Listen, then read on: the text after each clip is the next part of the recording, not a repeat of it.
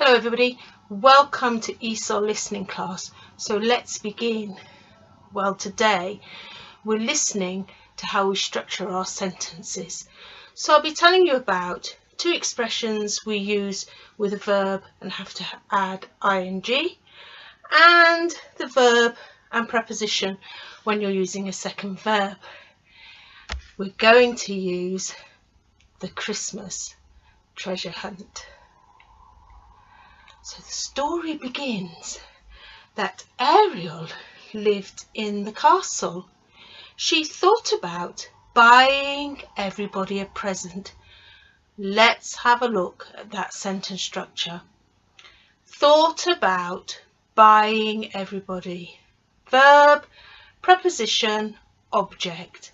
So when the object is using a verb, the verb must have ing. Thought about buying. Have you thought about buying your Christmas presents yet? Well, let's have a look at how that structure works with other phrases. I'm going to add in the front the subject I. I thought about buying everybody. I talked about giving it. I approve of singing. I don't approve of swearing. I insisted on sharing. And I feel like hitting. Hopefully not that second one, but following the structure of your verb, then your preposition, and when your object includes another verb, you need ing. So let's go back to that story. We said Ariel lived in the castle. She thought about buying everybody a present. She talked about celebrating Christmas. Let's have a look at how that phrase is structured for our English focus. So we have the verb, the preposition and the object. She thought about buying everybody. It's the same structure. Talked about celebrating. So verb, preposition. When you add another verb, that second verb has to have ing. Have you got that? Good. Recapping the story. Ariel lived in the castle. She thought about buying everybody a present. She talked about celebrating Christmas. There was no point in waiting any longer, so she went to the shops.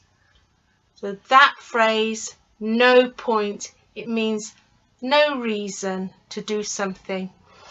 And when we have an expression, there's no point, we use that a lot, as a phrase on its own. There's no point. I'm not going to do the washing up. There's no point in doing the washing up. There's no point in doing that work. So your expression, when you have a verb that follows, again, add that ing. There was no point in waiting.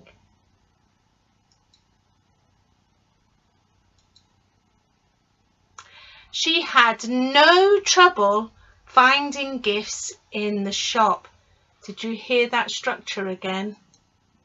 So it's an expression plus ing, and when we're reading the structure in the story and we're thinking about what do we add, we said there was no point in waiting, and now she had no trouble finding, and she had no trouble finding.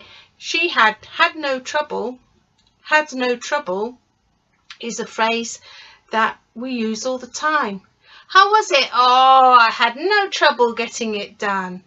So when you use that expression, had no trouble, if it's followed by a verb, please remember ing.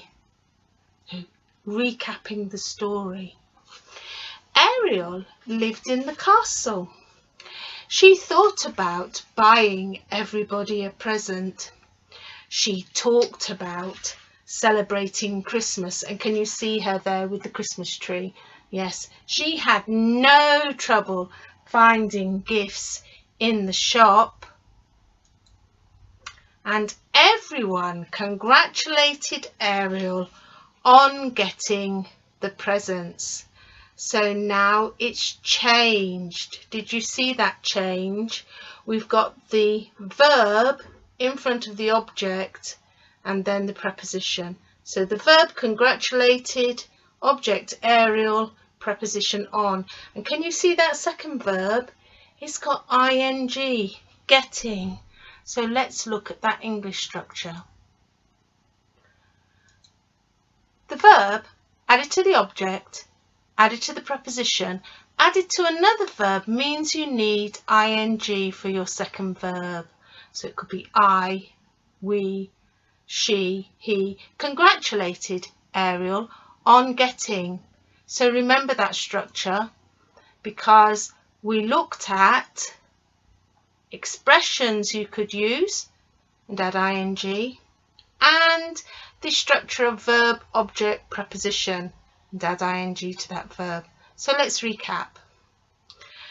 Verb, object, preposition followed by a second verb means add ing to that second verb.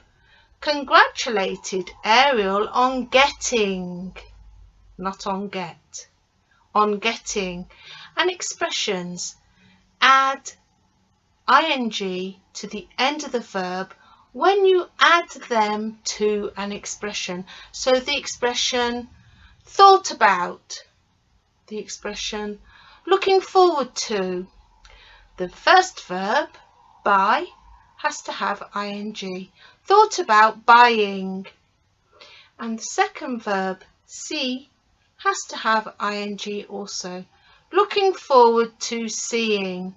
So when you have that second verb, especially if you're using an expression, have a look at that use for ing. And that's the end of the story for today. So we'll be back tomorrow with Advent Day 11. Bye now.